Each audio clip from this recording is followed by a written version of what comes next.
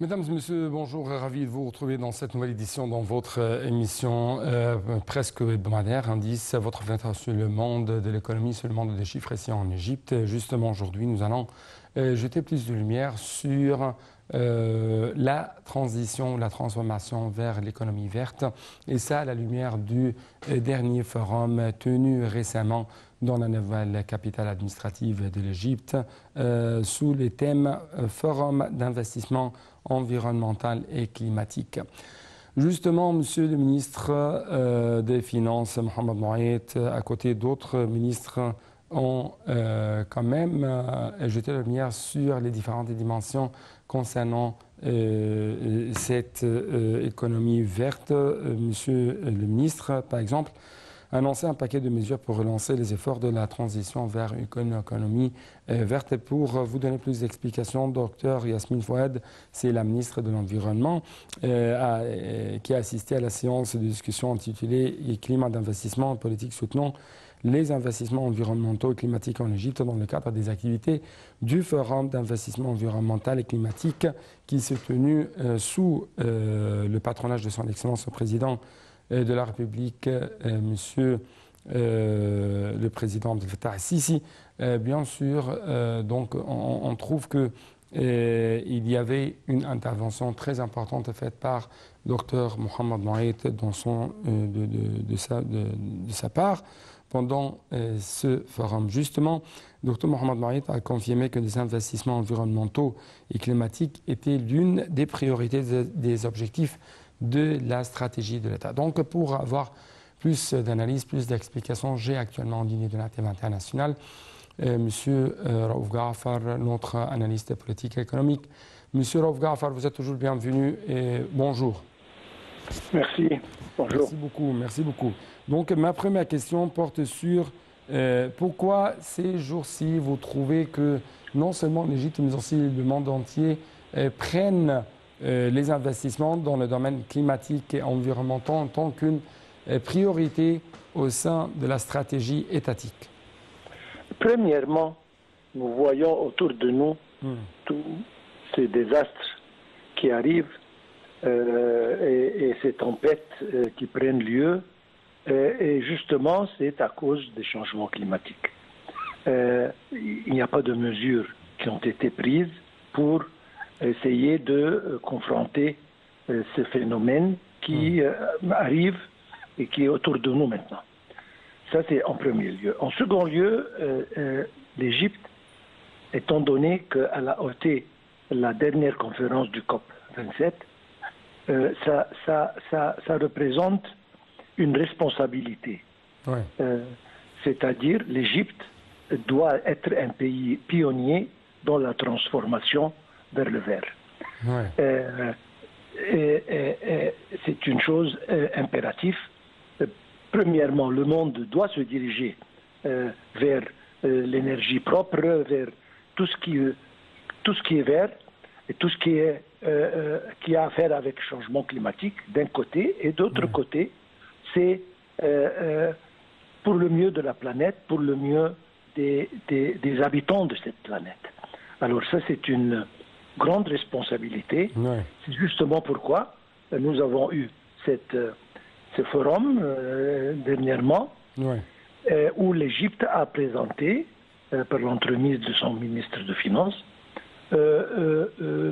une gamme d'initiatives sur le plan encouragement, sur le plan prêt avec des taux favorables, avec des conditions favorables, justement pour encourager et attirer les investisseurs vers cette direction. Oui, et ça, pour donner plus d'explications en ce qui concerne ce point que vous venez de nous évoquer, par exemple, Monsieur le ministre a expliqué que son ministère travaillait sur un ensemble intégré de mesures pour faire progresser, pour lancer les efforts de la transition vers une économie verte et pour réduire les émissions carboniques, notamment stimuler par exemple le système fiscal, les systèmes de revenus qui cible la transition vers les activités vertes, réduire les émissions, encore une fois, proposer un système d'incitation des initiatives qui soutiennent la transformation verte. Donc une gamme ou un ensemble des mesures et des incentives pour encourager de plus en plus de tels investissements dans cette direction, c'est-à-dire les activités ou l'économie verte. Donc, absolument, ouais. Absolument. Ouais. J'aimerais savoir votre remarque. Bon, la transformation, ce n'est plus un luxe. C'est maintenant une chose impérative.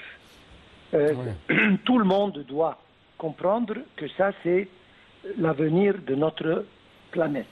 Sinon, nous pouvons subir des conséquences vraiment détrimentales. Donc, il faut absolument se diriger vers la propreté, vers la réduction la plus possible des émissions, et changer même le type de carburant, c'est-à-dire, ça c'est une chose impérative.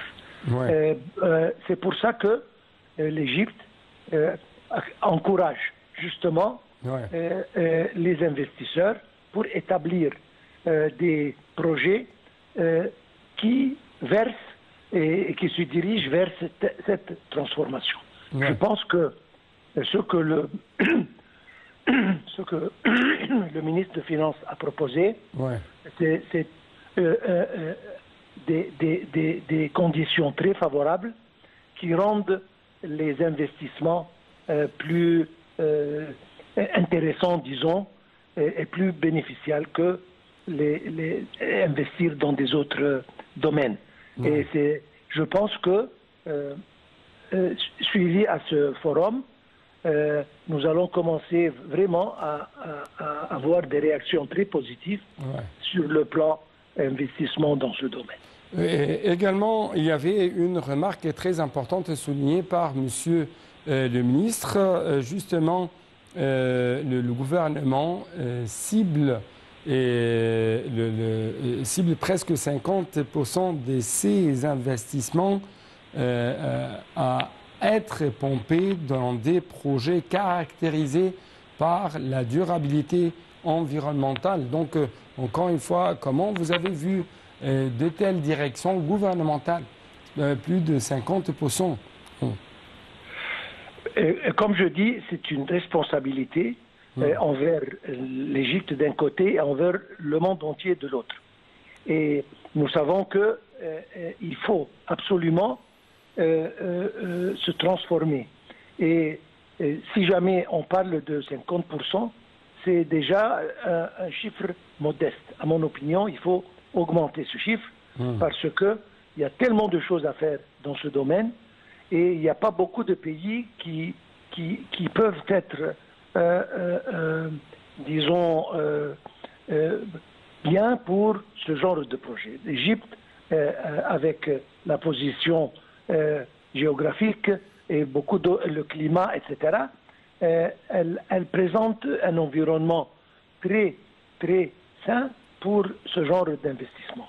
C'est pour ça que on a offert ce genre de, comme vous avez dit, d'initiative, ce genre d'encouragement pour qu'on augmente le taux d'investissement dans cette direction. Et il y avait quand même une autre note très importante de la part du ministre égyptien des Finances. Selon lui, en 2020, l'Égypte a émis les premières obligations souveraines vertes au Moyen-Orient, en Afrique du Nord, d'une valeur de 750 millions de dollars.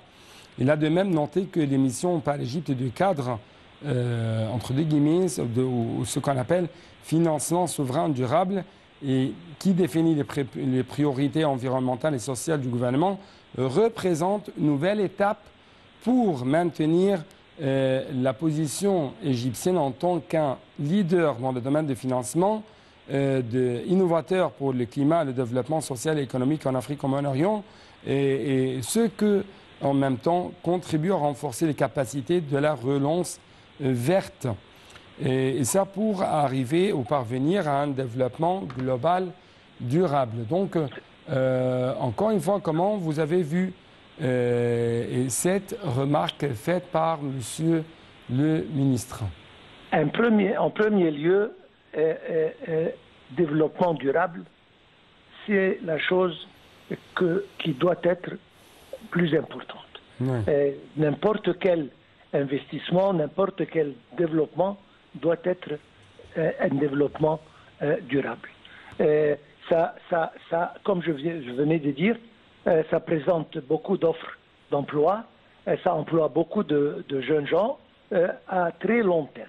Donc, développement durable, ça c'est une chose qui doit prendre lieu.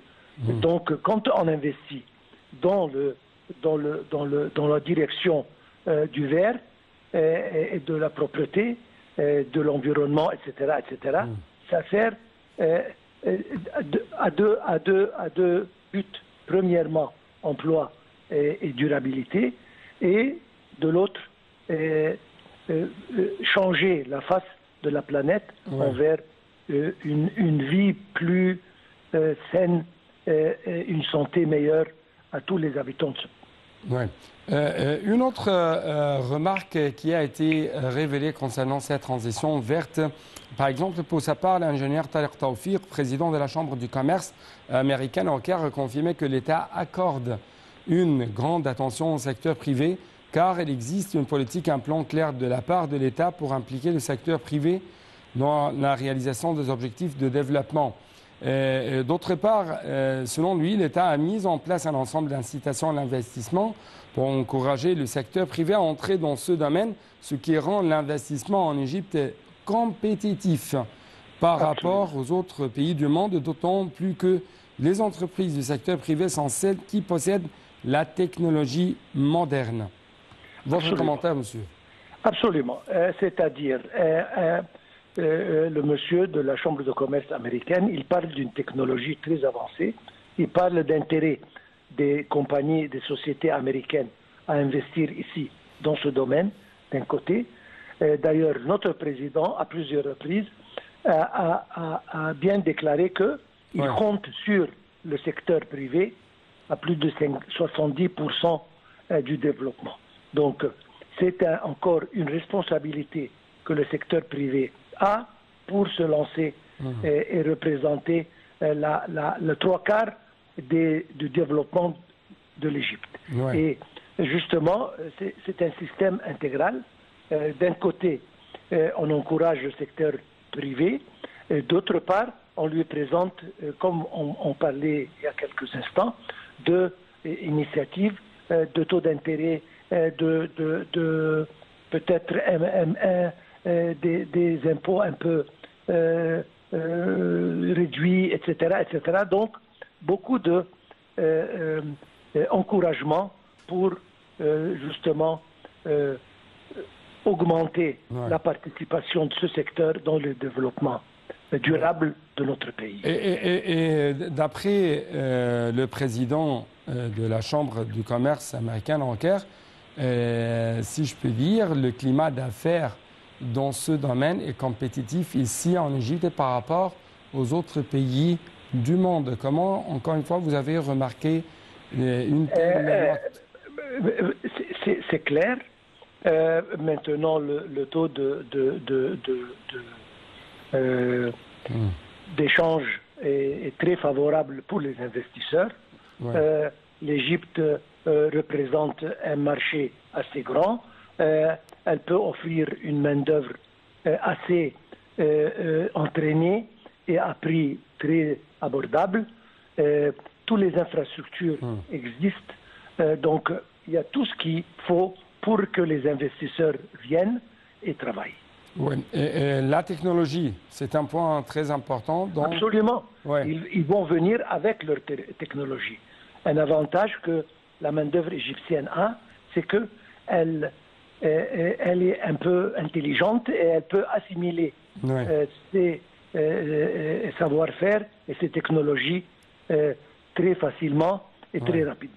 Et dernière question, concernant, par exemple, cette déclaration, Dr Mohamed Falid, président de l'autorité de surveillance financière, a quand même proposé les projets de loi sur lesquels l'autorité travaille pour stimuler les projets de développement durable et les projets verts. Donc, très rapidement, comment vous avez vu le cadre législatif ici en Égypte concernant les projets verts? Si on va changer les lois si jamais c'est demandé, mais je pense que maintenant, il y a beaucoup de, comme je viens de dire, de changements. Ils ont facilité beaucoup de régulations, beaucoup de lois, beaucoup de pour rendre les étapes plus faciles, plus simples et plus rapides pour les investisseurs. Donc, Monsieur Raouf Ghaffar, notre analyste politique et économique, merci beaucoup pour de tels éclaircissements. Donc, c'était tout pour cette édition, chers téléspectateurs, et à la prochaine.